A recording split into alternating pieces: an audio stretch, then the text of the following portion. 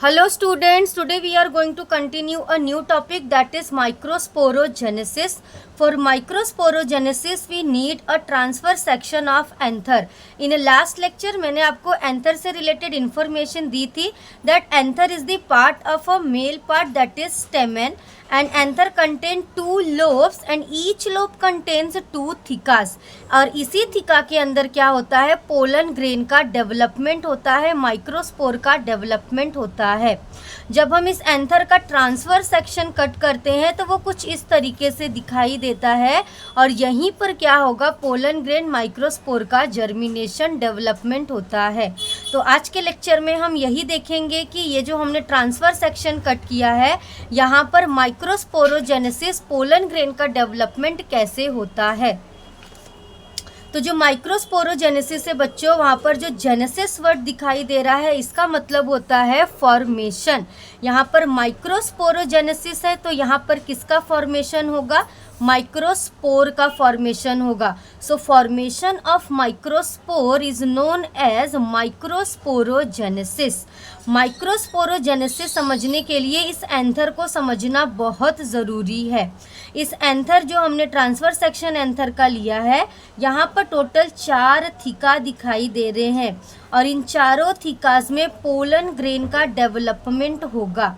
और pollen grain का development किससे होगा, जो थीका के अंदर स्पोरोजिनस टिश्यू पहले से फिल है उससे होगा.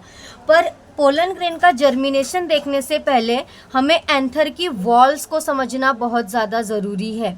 तो जो एंथर की आउटर मोस्ट वॉल होती है उसे बोलते हैं एपिडर्मिस. ये हमारी डिप्लॉइड लेयर होती है और सिंगल लेयर होती है, ये आपको याद रखना है अच्छे से.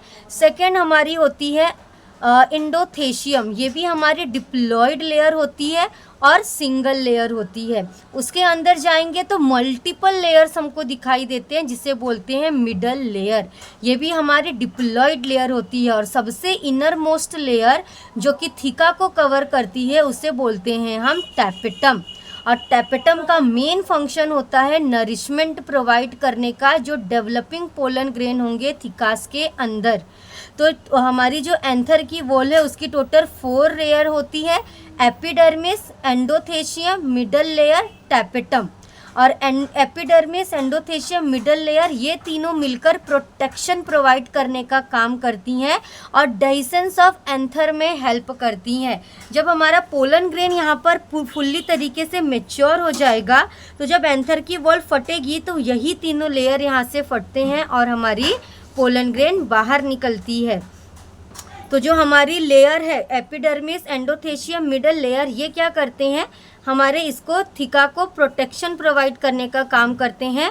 और जो टैपेटम होता है ये इनर मोस्ट लेयर होता है, ये नरिशमेंट प्रोवाइड करने का काम करता है. और टैपेटम द ओनली लेयर होती है जिसके पास 2 या 2 से ज़्यादा न्यूक्लियस देखने मिलते हैं और यहाँ हमें पॉलीप्लॉइडी देखने को मिलती है. अब इसका मतलब क्या होता है और यहाँ पर 2 या 2 से ज़्यादा न्यूक्लियस की रिक्वायरमेंट क्यों होती है, द रीज़न इज़ कि यहाँ पर माइक्रोस्पोर पोलन ग्रेन का डेवलपमेंट होने वाला है. जब यहाँ पर माइक्रोस्पोर और पोलन ग्रेन का डेवलपमेंट होगा तो यहाँ पर कंटिन्यूअसली फूड की रिक्वायरमेंट होगी for proper growth and development. अगर प्रॉपर ग्रोथ और डेवलपमेंट नहीं होगा तो पोलन ग्रेन यहाँ पर फुल्ली मेच्योर नहीं हो पाएगा. इसीलिए यहाँ पर हमें 2 या 2 से ज़्यादा न्यूक्लियस की रिक्वायरमेंट होती है, क्योंकि एक सिंगल न्यूक्लियस यहाँ पर प्रॉपर नरिशमेंट प्रोवाइड नहीं कर सकता है. इसीलिए tapetum is the only layer जहाँ पर हमें पॉलीप्लॉइडी देखने को मिलता है. तो एक बार हम एंथर की वॉल को वापस से देख लेते हैं कि कौन सी क्या लेयर होती है और उनके फंक्शन क्या क्या होते हैं. तो आउटर मोस्ट लेयर जो होती है that is epidermis, single layer होती है, डिप्लॉइड नेचर की होती है. उसके अंदर होगी हमारी सिंगल लेयर होगी एंडोथेशियम की, दैट इज डिप्लॉइड नेचर की होती है. और उसके अंदर जाएंगे तो मिडल लेयर होती है, वो भी डिप्लॉइड नेचर की होती है और मल्टीपल लेयर्स में होती है. और सबसे इनर मोस्ट में देखेंगे तो टैपेटम होती है जो कि नरिशमेंट प्रोवाइड करने का काम करती है, जिसके पास 2 या 2 से ज़्यादा न्यूक्लियस हमें देखने को मिलते हैं. तो ये आपको अच्छे से याद रखना है for exam point of view.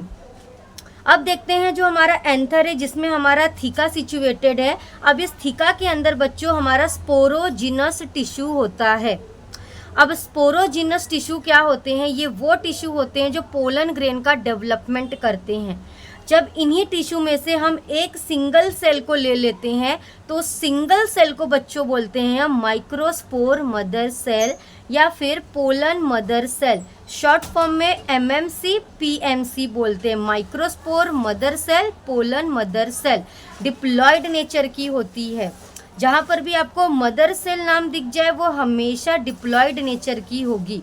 तो इन्हीं का जो ग्रुप ऑफ सेल्स जो होते हैं हमारे microspore mother cell, pollen mother cell, उन्हीं को हम बोलते हैं sporogenous tissue. As you know that already कि जो ग्रुप ऑफ सेल होता है उसे टिश्यू बोलते हैं। तो जो पोलन मदर सेल है, जो माइक्रोस्पोर मदर सेल है, जो कि सिंगल सेल को बोल रहे हैं हम, जब इन्हीं का ग्रुप होता है तो उसे हम स्पोरोजिनस टिश्यू बोलते हैं। अब इसी से हम लोग क्या करेंगे? माइक्रोस्पोरोजेनेसिस देखेंगे। यहाँ पर जो थीका है जिसके अंदर स्पोरोजिनस टिश्यू है, इसी के एक सेल को हमने निकाल लिया तो उसको बोलते हैं माइक्रोस्पोर मदर सेल या फिर पोलन मदर सेल। सारे के सारे स्पोरोजिनस टिश्यू क्या करते हैं? माइक्रोस्पोरोजेनेसिस करते हैं और पोलन ग्रेन का डेवलपमेंट करते हैं। यहाँ पर हम क्या करेंगे? एक सेल को लेकर देखते हैं कि कैसे माइक्रोस्पोरोजेनेसिस होता है। तो क्या करेंगे हम? ये वाला जो थीका वाला पोर्शन है इसे हम यहाँ पर ले लेते हैं। यहाँ पर मैंने ये थीका वाला पोर्शन बनाया। थीका के अंदर क्या है? मेरा सिंगल सेल है जिसे बोलते हैं पोलन मदर सेल या फिर माइक्रोस्पोर मदर सेल।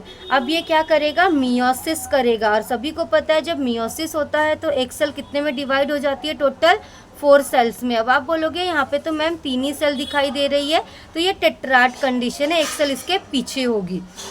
और यहाँ पर ये क्या करते हैं? कॉमन वॉल को शेयर करते हैं। फिर आगे चल के क्या करेंगे? मियोसिस के बाद ये क्या करेंगे? हैप्लॉइड सेल में कन्वर्ट हो जाएंगे। जब इनकी कॉमन वॉल हट जाएगी तो ये माइक्रोस्पोर बन जाएंगे।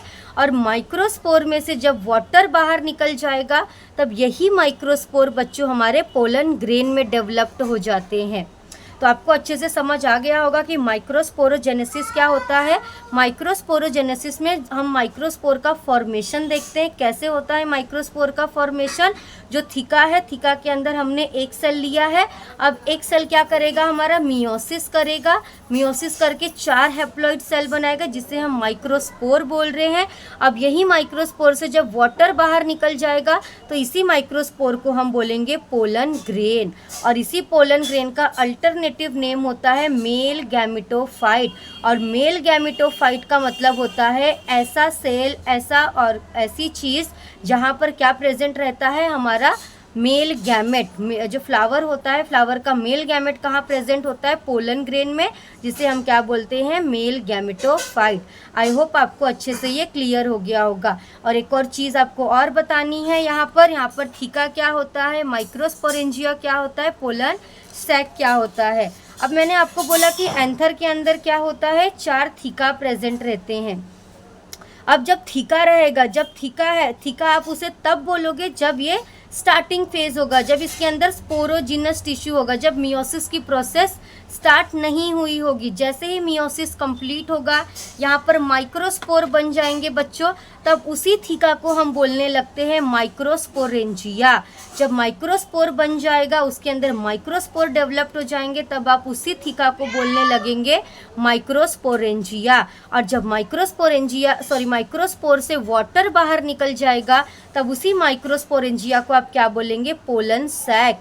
समझ आया बात आपको? थीका क्या है? वो चैम्बर है जहाँ स्पोरोजिनस टिश्यू है। माइक्रोस्पोरेंजिया क्या है? ये वो चैम्बर है जहाँ माइक्रोस्पोर है।